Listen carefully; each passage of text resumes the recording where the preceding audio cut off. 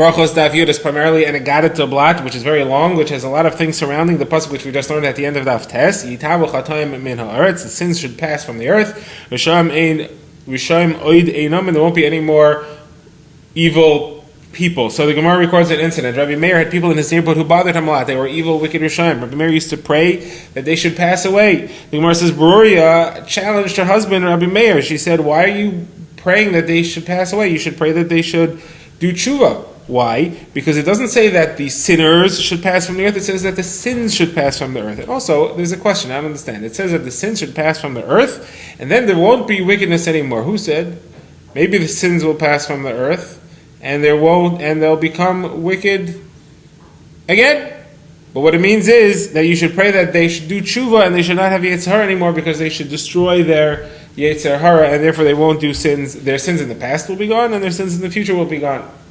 The Gemara records another incident that happened with Beruria. A tzadduki came over to Beruria and he said, what is this business? The pasuk says, Rani Akara, the barren woman should sing a song of praise, Lo Yalada, because she didn't give birth. So he says, what kind of business is this? She didn't give birth, she has no kids, she should be happy about it.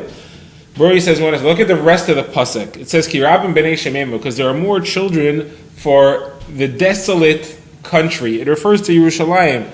So Beruria says, what do you mean? Yerushalayim is not a barren place. It's not desolate. Why would the pasuk call it that? It means that Yerushalayim, which is desolate of children, to send to Gehenna. Because we're not like you who send your children to Gehenna like Rome does. Our children, Yerushalayim's children, are not going to Gehenna. That's what it means.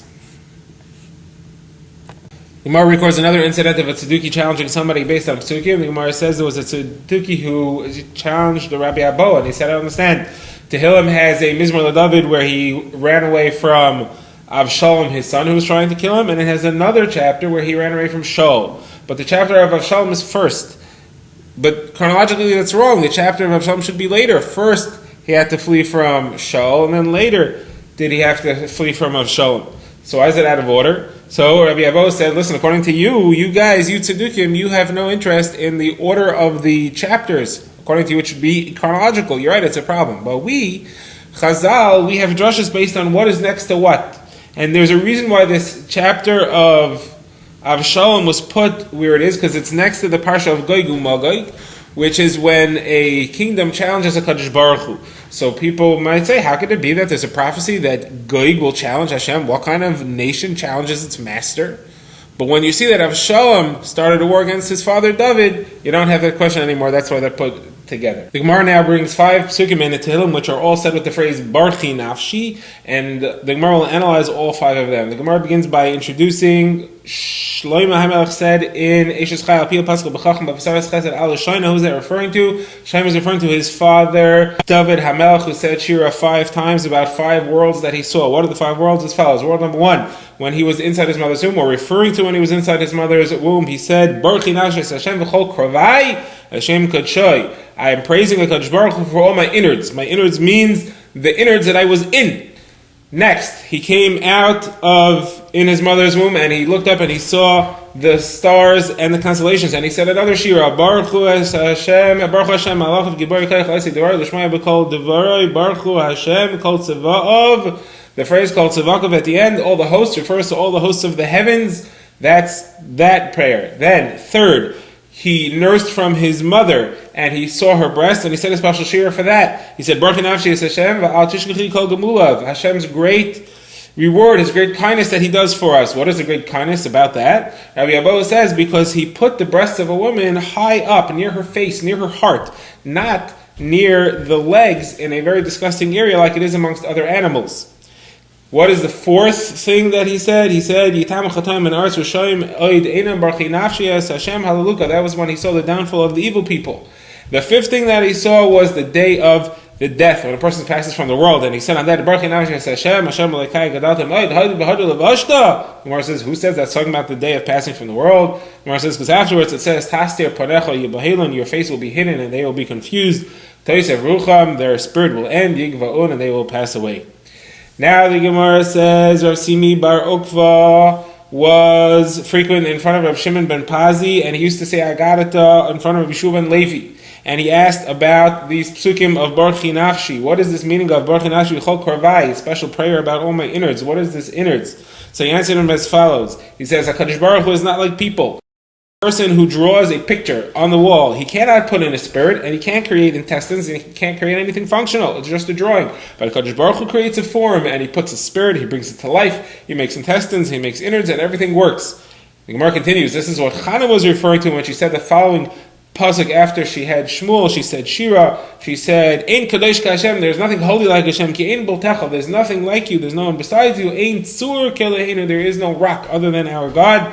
The Gemara says, "Adrosha, not tzur but tzayer." There's no artist like our God who is able to draw a picture within a picture. It creates a mother and creates a child inside it. The Gemara has another drasha on the words "ein biltecha." The Gemara says "ein levalo sacha." No one outlives you. Usually, when a person creates a drawing or creates an object, that thing outlives him. He'll pass away before it does. But Kadosh Baruch Hu is not like that. Everything that he creates will pass long before he does, obviously, because he never will. The Gemara says now that Rav Shimon ben Pazi asked Rav Yeshua ben Levi, what is the meaning of these phrases, Barchi Nafshi, my soul shall praise? What's he referring to? So he answered him, he said he's referring to HaKadosh Baruch Hu and the Neshama. He's drawing comparisons, kaviyach, between Hashem and the soul. HaKadosh Baruch Hu is similar to the soul of the universe. In what 5 ways? These 5 psukim refer to 5 ways in which HaKadosh Baruch Hu is similar to the soul of the universe, as follows. Number 1, HaKadosh Baruch Hu fills the entire universe just like the Neshama fills the entire body. Number 2, HaKadosh Baruch Hu sees everything but is not seen. The soul also sees everything but is not seen. Number 3, HaKadosh Baruch Hu feeds, supports the entire universe. The Neshama also feeds and supports and gives life to the entire body. Number 4, HaKadosh Baruch Hu is pure, and the Neshama is also pure. And number 5, HaKadosh Baruch Hu Kaviyachal sits b'chadrei chadarim, in the innermost chambers of the universe, and the Neshama also is in the innermost chambers of the body. He continues and says, he, that which has these 5 attributes, the Gemara learns it's 5 parts to the Neshama, Nefesh Ruach Neshama Chaya Yechida. 5 should come and praise the HaKadosh Baruch Hu also has 5. The Gemara now records a fascinating incident that happened between Chizkiyahu, the king of Yehuda, and Yeshayahu ben Amoz, the Navi. The Gemara starts off by saying that HaKadosh Baruch Hu has a special way of making pshara, making peace between 2 tzaddikim. What was the dispute? The dispute was who should go to who. The king, Chizkiyahu, felt that it is the Navi's responsibility to go to the king, and the Navi, Yeshayahu, felt that it is the king's responsibility to go see the Navi. Now, of course, they weren't sticking up for their own honor, chas v'shalom. It was the honor of their office. They felt like they're not in a position to compromise for their office. Now, they each had a raya. Chizkiyahu, the king, said, look, Eliyahu, Hanavi went to see Achav the king, even though Achav was a Rasha. So you see, the Navi is supposed to go to the king. Yeshayahu said, well, hold on a second, but Elisha was visited by Yehoram. So you see that the king Yehoram went to see Elisha. So the king is supposed to go to the Navi.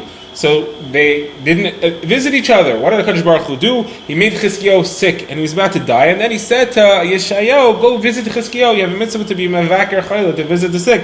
There's nothing to do with your office being less respectable. So the Gemara records that Yeshayahu went in to see Chizkiyahu, and he said to him, Chizkiyahu, you're going to die and you're not going to live. The Gemara interrupts. He's going to die, he's not going to live. What does that mean? The Gemara says you're going to die in this world, you're not going to live in the next world. Chizkiyahu said, what so much? What I do so bad that I'm going to die in this world? I'm not going to have any Adam Hava. He said, because you didn't do Pru-Revu, you didn't get married. So he said, what do you mean? I didn't get married because I knew that I was going to have a child, Menashe, who was going to destroy the Beis HaMikdash, Yerushalayim.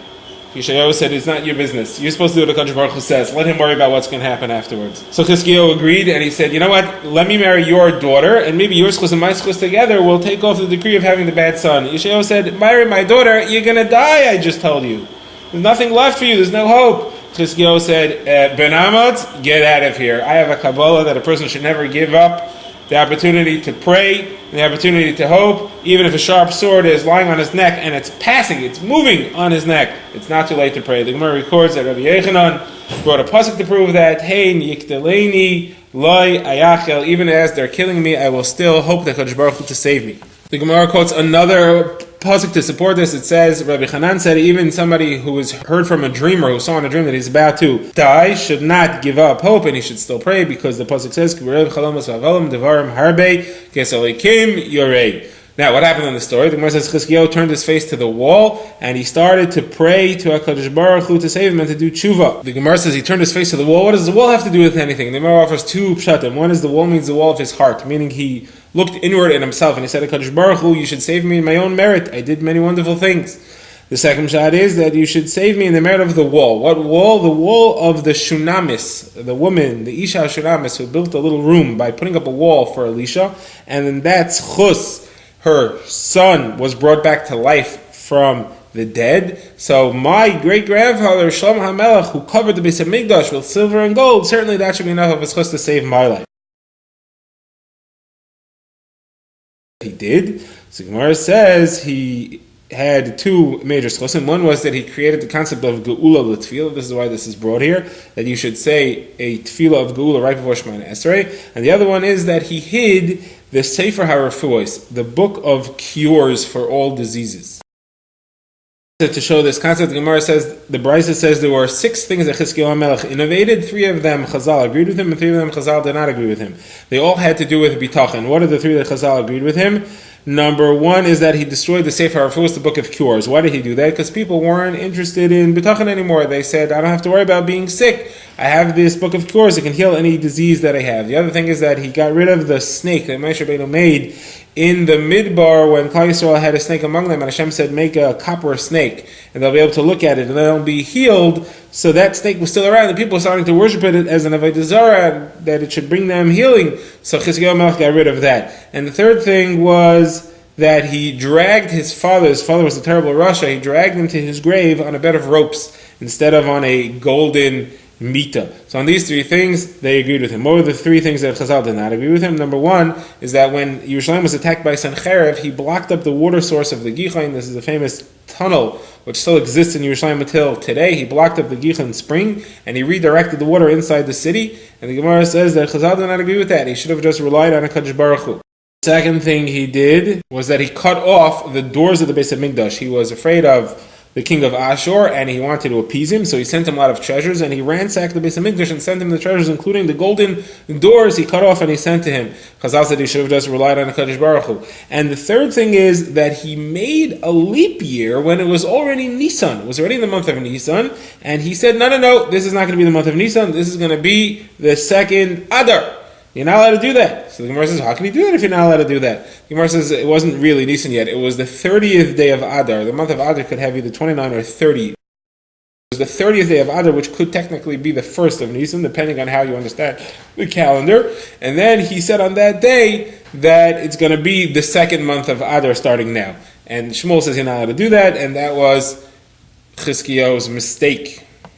The Gemara says, Rabbi Yechanan, in the name of Yosef ben Zimra, makes an interesting observation. Somebody who asks HaKadosh Baruch Hu to save him in his own schus will end up being saved in somebody else's schus. And somebody who asks to be saved in somebody else's schus will end up being saved in his own schus. What's that? Moshe Rabbeinu asked that HaKadosh Baruch Hu save Klal Yisrael in the schus of Avram, Yitzchak, and Yisrael. And HaKadosh Baruch Hu said, I'm going to save them in the schus of Moshe. Like it says, V'yem al-Ashmidem lulei Moshe b'chiroi omad b'feretz.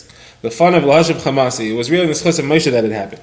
Who is it that asked to be saved in his own schus and was saved in somebody else's schus? That's Chizkiyahu. Like we just learned above, he asked to be saved from his sickness in his own schus, but he was saved in what schus? That of himself and David HaMelech. Like it says, V'ganaisi el ha'ir azayis l'ha'ishia l'man David avdi. God Baruch Hu said, I'll save you and I'll save Yerushalayim in your merit and in my merit and in the merit of David HaMelech.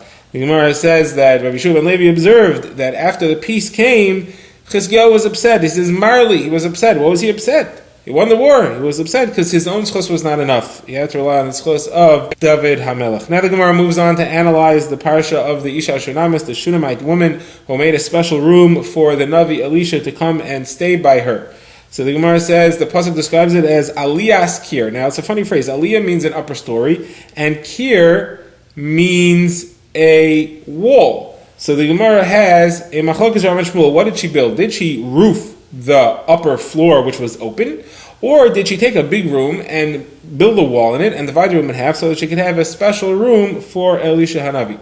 So the Gemara says the machlokes is as follows. Aliyah means an upper story. The Gemara says the other Maniyama says no. Aliyah just meant a very nice room. She made a very nice room for him. The other Shita says Kir. Kir means she built a wall. The other shita holds kiruha, she put on a ceiling. It could be defined as putting on a ceiling. What did she place there? She a table and a lamp. The Gemara notes there are two ways to approach the concept of taking favors from other people. The Gemara says somebody who wants to accept from others can, like Elisha. Elisha stayed in this woman's house for many visits afterwards. And somebody who refuses to accept from others can, that was the custom of Shmuel. It says about Shmuel, V'tshuvasei haramasek isham beisoi, everywhere that he went to Ramah, because that's where his house was. The Gemara has a drasha, kol makom shehalach sham beisoi. Everywhere he went, he took his house with him, meaning that he always had what he needed. He did not ask for anything from anybody.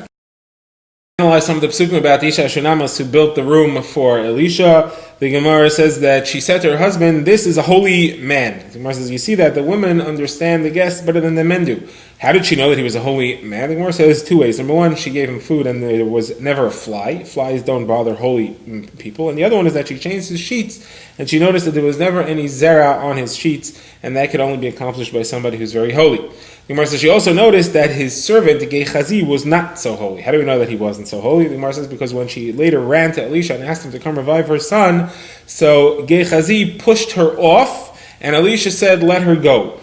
So what does it mean he pushed her off? The word that's used is lahadfa, to push off. The Gemara says, what do you mean? If he just pushed her, why does Elisha say let her go? It's not that he pushed her, he grabbed her. What did he grab her by?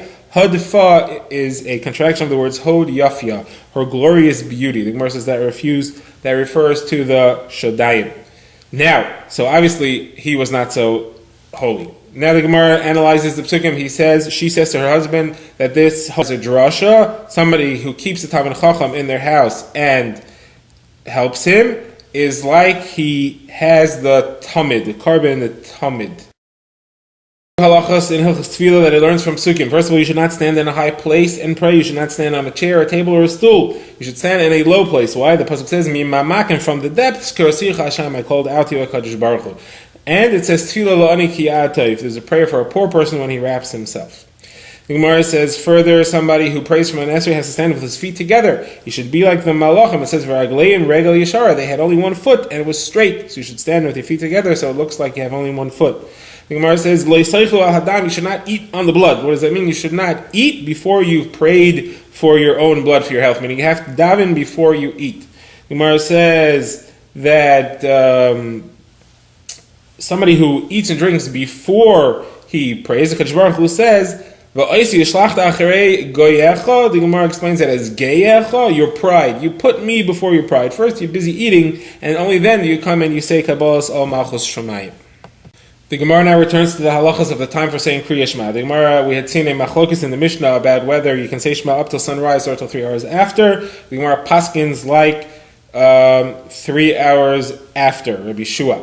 Now the Gemara says anybody who says Shema later doesn't lose because he can still say Shema and he gets the schar of learning Torah, although not the schar of saying Kriya Shema. The Gemara says he doesn't lose, but he does lose the bracha. He can't say the bracha. The Gemara rejects this. There's a brayso that says clearly that he could say the bracha. The Gemara says, yes, you're right, we reject this halacha. Another version of this Gemara is that the halacha that was said was that he could say the bracha, and the brayso is brought as a proof. Yes, he still could say the bracha, but he doesn't get schar of saying Shema, he only gets Shema, the schar of learning the Torah. Now the Gemara says, somebody who says Kriya Shema correctly at the right time gets a greater schar than learning Torah itself. How do you know? Because we said that somebody who says Shema gets tremendous schar if it's said on the right time. Somebody later doesn't lose, but he still gets at least the reward of learning Torah. But you see, he gets that reward, but he does not get the reward of saying Shema in the proper time. Now the Gemara says the time to start the new Mishnah. What does the Mishnah say? It's a machlokes about what position you're supposed to be in when you say Shema. The pasuk says B'shach b'cha uvkumecha. The night Shema is when you're lying down. The morning Shema is when you're standing up. So Beishamar says, well, that's the position you have to be in. The night Shema has to be recited lying, and the morning Shema has to be said standing up. Beisil disagrees. Beisil says that's only telling you the time of the day you're supposed to say it, but you can say it in whatever position you're in. The Gemara records that Rav Tarfon was once walking along the way, and he came time to say Shema at night, and he lay down. And he put himself in a dangerous situation. The robbers could have attacked him while he's lying down. The Gemara says the Rabbanan said to him, you know what? If they would have attacked you, you would have deserved it. Because what are you doing passing like Beis Shammai? The halacha is like Beis Hillel. And therefore, you should not have gone out of your way to lie like the opinion of Beis Shammai.